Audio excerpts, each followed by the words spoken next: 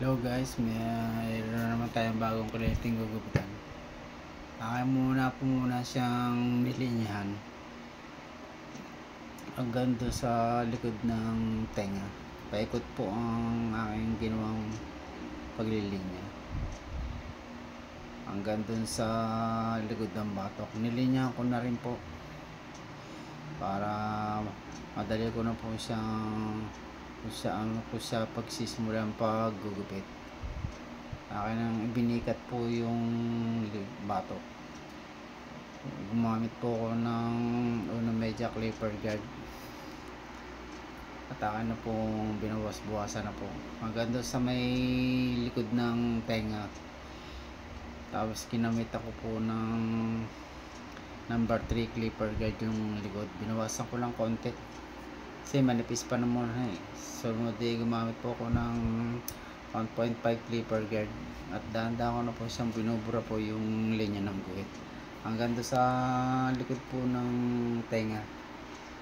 Sumunod siniro close ko na po yung linya ng guhit doon sa may patilya para buraburahin ko na po yung linya ng guhit.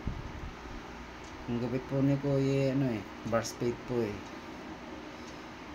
hanggang doon lang po sa likod ng tenga ang aking tinanggal yung linya ng guhit kasi yung likod naka bar spade po kaya ilan nililinis ko. Sumunod gumamit na po ako ng trimmer.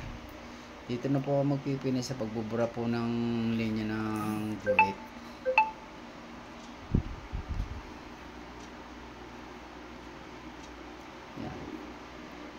Halalay lang po ang pagbubura, baka po naman po umuklab.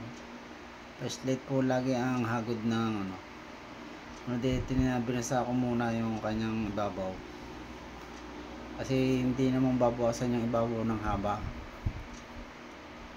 ilang gilid lang. Binawas muna yung mga labis-labis sa mga gilid. Bago pininahan ko na po yung kanyang gilid, sumunod tinexture ko na lang po yung kanyang ibabaw kasi may klipa kaya hindi ko na pinutulan ng haba.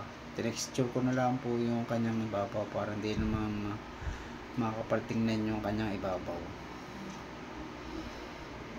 Tinexture ko muna at ayaw na niya bawasan ng haba. Sumunod yan, nilinyahan ko na po yung kanyang patilya. Tapos tinanggal ko ng mga bali-balibong po sa likod ng tenga. Yung batok po niya aking ibinisip yung kanyang likod ng batok. Bar speed po ang gupit ni Kuya Ayan. Nililinis ko na po.